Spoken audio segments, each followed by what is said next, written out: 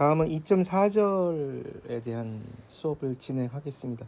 2.4절은 그 부울대수식으로 표현되는 그 부울대수식 정리가 있어요.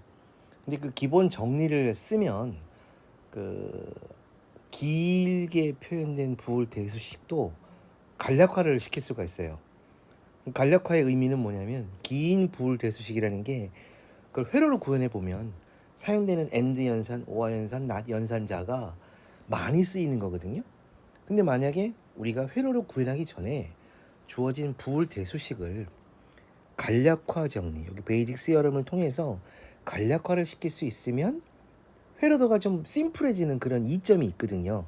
그래서 그런 것들 때문에 기본 정리를 우리가 익히고 이거를 몸에다가 이렇게 가지고 가는 게 논리회로 설계에서 되게 중요한 팩터 중에 하나입니다. 그래서 이번에는 그거에 대한 설명을 해드리려고 해요. 기본적으로 일단 뭐 여기 보면 종류를 뭐 여러 가지 써놨는데 이 사실 뭐 이름적인 건 중요한 건 아니고 내용적으로 보면 먼저 부울 변수와 첫 번째 성질은 뭐냐면 부울 변수와 1 그리고 부울 변수와 0의 오퍼레이션이라는 게 엔드 연산, 오화 연산, 낫 연산을 말하는 거죠. 이게 뭐냐면 첫 번째 부울 변수와 부울 상수 0과의 오화 연산을 해보면 그게 결과적으로 요 텀은 의미가 없어지고 부울 변수 자신이 된다는 거죠. 그건 여러분이 진리표상에서 x와 0, x라는 부울 변수가 가질 수 있는 거는 0하고 1밖에 없고 부울 상수는 그냥 0이니까 이 두 개의 오화 연산을 해보면 0이 되고 1이 되는 거잖아요. 결국에는 이 값이 x 값하고 같아지더라. 그거를 진리표를 통해서도 뭐 이해하는 것도 좋고 아니면 논리적으로 여러분이 오화 연산이라는 거는 x가 1인 경우에만 1이고 x가 0인 경우엔 0이 되는, 즉 x 자신이 된다. 그런 성질들. 이거는 1인 경우에는 엔드 연산이면 x가 돼요. 반면에 오화 연산자를 1하고 부울 변수하고 해버리면 결과는 뭐가 된다? x라는 부울 변수가 가지고 있는 값 0 또는 1하고는 상관없이 무조건 1이 된다. 반면에 x라는 부울 변수가 0이라는 부울 상수와 엔드 연산을 하면 그 결과는 x 변수와는 관계없이 무조건 0이 된다. 그게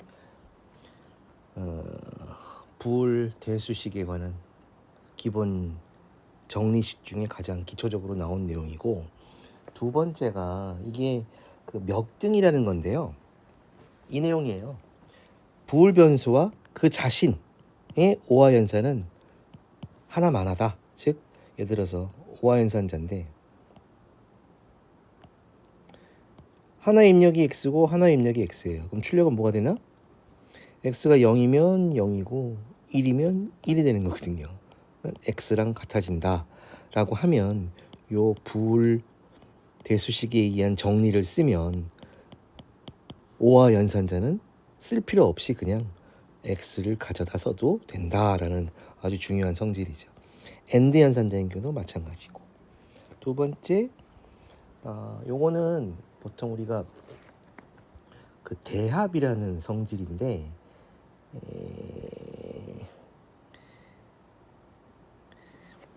변수에 대한 낫의 또 낫, 당연히 원래 변수 x가 된다 라는 거고, 그 다음에 이거는 뭐 보수의 성질에서 부울 변수 x와 그놈의 보수 낫 연산 취하는 거죠.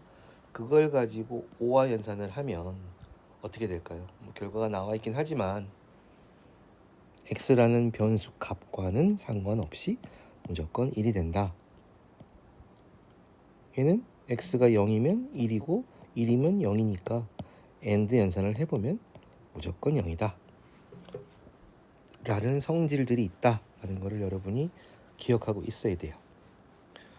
그 다음에 이제 이런 것들을 아까 뭐 제가 뭐 농담반 진담반 하면서 증명을 했는데 사실은 이거를 사실 기본적으로 증명하는 방법은 여러 가지 방법이 있어요. 제일 대표적인 게 실제로 부울 변수가 가질 수 있는 모든 경우를 집어넣고 생각하는 거. 예를 들어서 여기 아까 그 자기 자신과 보호수에 대한 연산, 오화 연산 결과는 뭐가 될 것이냐.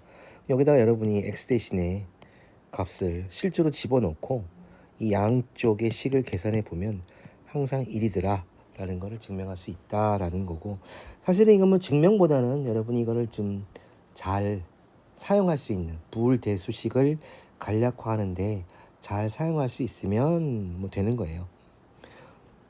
근데 이런 정리들을 알고 있으면 좋아지는 요소 중에 하나가 뭐냐면, 여기 보시면 상당히 부울 변수가 많이 쓰였거든요. A, B, D, E 4개의 부울 변수가 썼기 때문에 사실 이 결과값이 뭐가 될지는 사실은 부울 변수 A, B, D, E를 다 따져봐야 사실 알 수가 있는데, 최종 단에서의 연산이 오화 연산이다 1하고, 그러면 사실 무슨 뜻이다?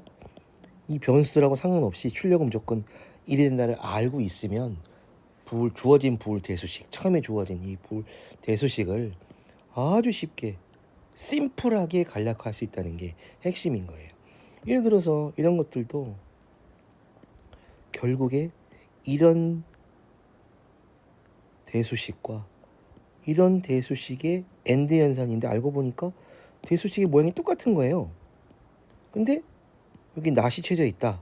결국에는 이게 아까 그 성질 중에 이성질하고 같은 거니까 이건 뭐가 되는 거예요? 무조건 0이 된다 라는 거를 알 수가 있다는 거죠. 이런데 활용을 하려고 이런 부울 정리들을 우리가 많이 알고 있어야 된다. 쉽게 쓸 수 있어야 된다. 그게 내용입니다. 그 다음에 또 뭐 증명한 건데, 이거에 대한 증명, 이거를 지난 시간에 엔드 연산자가 우리가 그 두 개의 값을 가질 수 있는 스위칭 회로, 스위치 회로라고 따지면, 이 스위치 회로는 두 개를 어떻게 한다? 무슨 연결?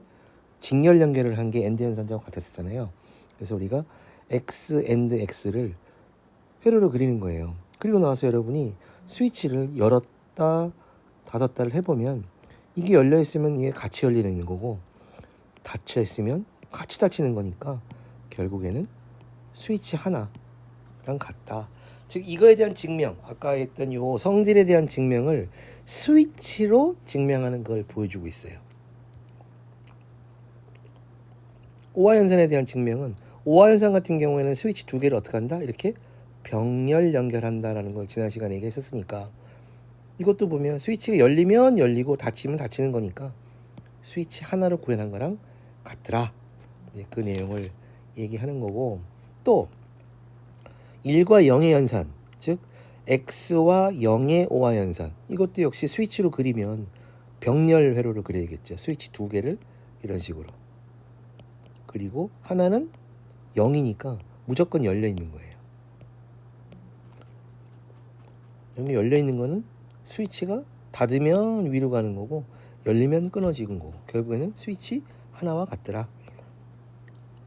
이번에 1과의 연산은, 1과의 연산은 여기가 붙어 있는 거니까, 이렇게 붙어 있는 경우니까 이거는 x라는 스위치, x라는 변수의 값이 0이든 1이든 상관없이 무조건 1이다 라는 거를 증명하는 거고, 쉽게 증명할 수 있어요. 이것도 오화 연산자니까 병렬 회로로, 병렬 스위치 회로로 그리는데, x가 그려졌으면 x바는 반대로 동작하는 거예요. 하나가 열리면 하나가 닫히고, 하나가 닫히면 하나가 열리고, 결국에는 스위치는 항상 1이더라.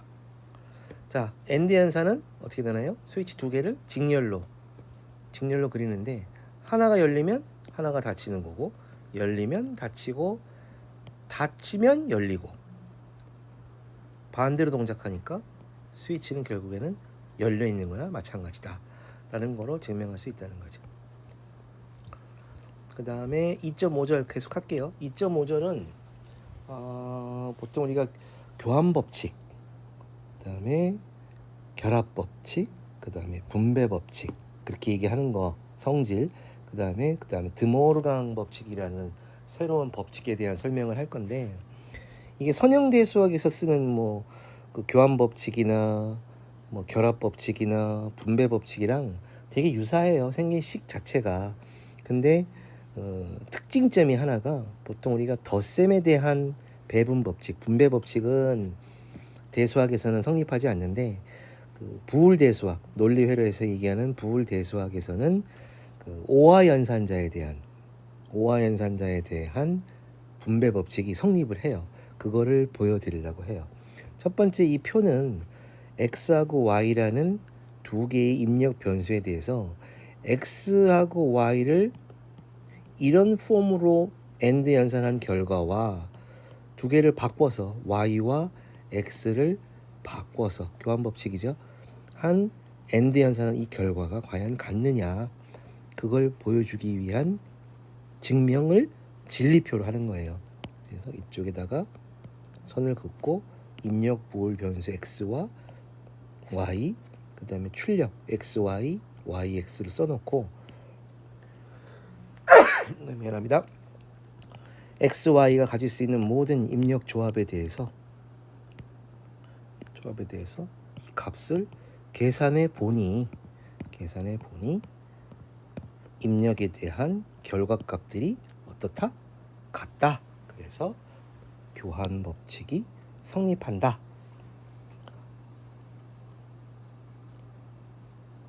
그 내용이고 그 다음에 이번에는 그 교환 법칙이라는 게 아까 말했던 교환 법칙은 AND 연산에 대한 교환 법칙이고 우리가 대수학에서는 곱셈에 대한 교환 법칙 그죠? 성립하죠. 근데 교환 법칙 얘기할 때 덧셈에 대한 교환 법칙도 얘기하잖아요. 이번에는 우리는 오화 연산에 대한 교환 법칙 얘기를 할 거예요. 이것도 역시 진리표를 그리고 이게 교환 법칙이죠. 요 더하기가 아니라 이건 오화 연산이니까 오화 연산에 대한 교환 법칙을 진리표로 그려보면 두 개의 경우가 같더라. 그래서 오화 연산에 대한 교환 법칙이 성립한다. 이번에는 결합 법칙 얘기를 해요. 부울 변수 3개를 주고 x, y, g를 쓰는데 x, y, g라는 입력 변수가 3개다 보니까 가질 수 있는 값은 모두 몇 가지? 최종단에 111까지 모두 8가지를 그려놓고 먼저 x, y를 연산하고 그 결과와 z를 결합한 거. 반대로 y하고 z를 먼저 결합하고 x와 결합한 거. 이 결과를 보면 같더라. 그러다 보니까 AND 연산에 대한 결합 법칙이 associative law가 성립한다 이 뜻이고 마찬가지로 오화 연산에 대한 결합 법칙 즉 x하고 y를 먼저 오화링 한 다음에 z를 하는 거나 yz를 먼저 오화링을 하고 x를 오화링을 하는 결과는 이 3개가 다 같더라 라는 거를 진리표로 보여주는 거예요. 뭐 어렵진 않을 것 같아. 그 다음에 이거는 곱셈에 대한 결합 법칙이네요. 이걸 회로도로 보여주는구나. 이건 다른 얘기인데 보통 우리가 그 부울 대수식에서 A, B 연산을 하고 이렇게 C하고 O화 연산을 할 경우에는 굳이 괄호가 필요 없이 A, B, O와 C로 표현을 하면 돼요. 근데 만약에 A, B 연산을 하고 다시 C와 AND 연산을 할 경우에는 사실 이게 결합 법칙이 성립하는지 안 하는지를 내가 이해를 하고 있지 못하다면 이게 괄호를 치는 게 맞는데 이게 어차피 결합 법칙으로 이렇게 하나 뭐 B, C를 먼저 하고 하나 같다는 걸 알기 때문에 그냥 연산자는 이렇게 써요. 그 단의 리터럴이긴 한데 그래서 그거를 회로로 구현하면 먼저 A, B를 AND 연산을 하고 그 다음에 그 결과를 C에 연산을 한다고 회로상으로는 그림을 그리지만 그 회로를 가지고 우리가 이제 임플리멘테이션 실제 산업계에서 회로를 구현하는 문제에서는 이런 회로는 그냥 심플하게 3O와 3 엔드 인풋 소자를 실제로 있어요. 2 인풋 엔드 뿐만이 아니고 3 인풋 엔드 게이트가 있기 때문에 이렇게 표현을 한다라는 얘기를 하는 것 같아요. 이거는 뭐 나중에 이제 회로를 구현하는데 그때 가서 얘기할 내용이긴 한데 결합 법칙의 하나의 성질상으로 이렇게도 쓴다라는 거를 그냥 얘기해드리고 싶었던 것 같아요. 오화 연산도 마찬가지인 게 오화를 먼저 하고 그 결과를 다시 오화링 하는 거나 3 인풋 오화 게이트도 존재한다 라는 거를 그냥 얘기하고 소개하고 싶었던 것 같아요. 그 다음 둘 또는 그 이상의 부울 변수들이 모두 엔드 연산으로 결합된 경우 이렇게 둘 또는 그 3개, 4개 모든 변수들이 다 엔드 연산으로 이루어진 경우에는 모두의 변수 값이 1일 때만 결과값은 1이다. 맞나요?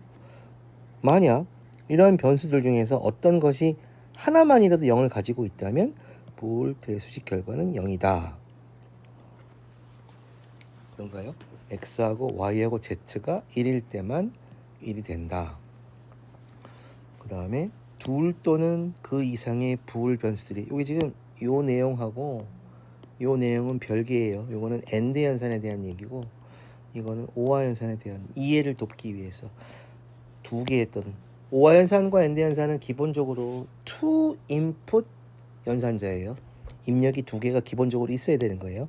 하지만 3개짜리 오화 게이트, 3개짜리 엔드 게이트인 경우에 이놈들이 모두 다 오화 연산으로 결합된 경우에는 한 변수가 1이기만 하면 3개의 입력 부울 변수가 오화링이 돼 있으면 3개 중에 하나만 1이면 결과값은 1이다.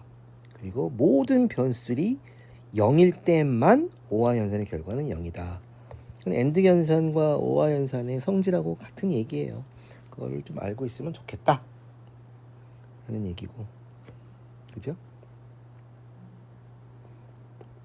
그 다음에 이제 마지막 바로 앞단에서 우리가 알아야 될 것 중에 하나가 그 분배 법칙이라고 하는 게 그 대수학, 선형 대수학에서는 곱셈에 대한 분배 법칙만 성립을 하는데 부울 대수학에서는 이것도 성립한다는 거예요. 즉 이게 지금 먼저 제가 쓸 건데 이렇게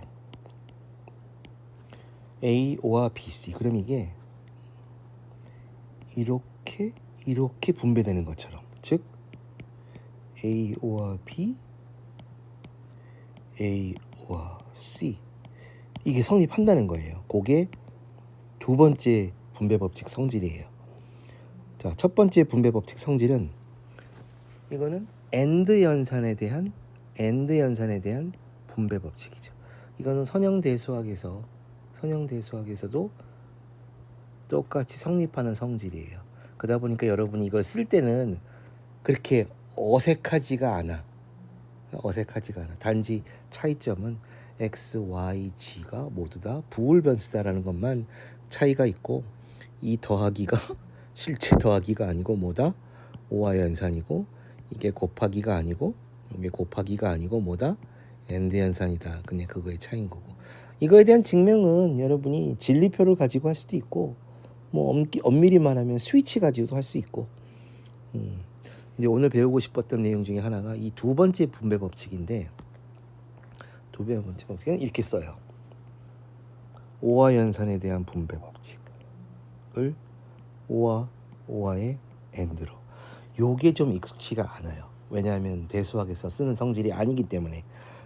근데 요거는 논리회로서 되게 많이 쓰이는 성질 중에 하나예요. 요게 있기 때문에 부울 대수식이 엄청 간략화가 많이 돼요. 그래서 그거를 증명하는 방법을 먼저 그 진리표로 확인한 건데 이거는 제1분배 법칙에 대한 증명이에요. 그거는 제가 보기에는 여러분이 쉽게 할 수가 있을 것 같아. 000에서 111까지 모두 8개의 입력 조합 다 쓰셔야 됩니다. 에 대해서 분배법칙 증명이 요거했으니까 먼저 YZ 계산하고 YZ와 X의 AND 계산하고 XY 계산하고 두 개를 오할인한 거. 즉 요 결과와 요 결과를 비교해 보시면 돼요. 그러면 결과가 보시는 것처럼 같이 나와요. 입력에 대해서. 그래서 성립한다. 분배법칙 2에 대한 증명은 이것도 진리표로 하면 돼요. 진리표로 하면 되는데 그냥 좀 책에 뭐 이런 내용이 있어서 얘를 증명을 하는데 이게 등식이기 때문에 이 값이 이렇게 되는 증명과 이 값이 이렇게 되는 거에 대한 증명을 사실은 다 하셔야 되거든요. 그죠?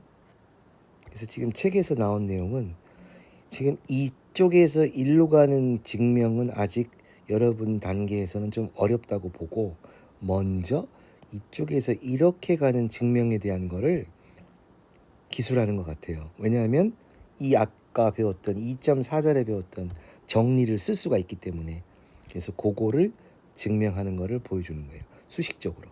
즉 요 놈을 요렇게 하는 게 뭐냐면 제일 분배 법칙이죠. 그죠? XY를 X에 XY를 Z에 그리고 다시 교환 법칙에 의해서 요렇게 제1 분배 법칙을 또 쓰는 거예요.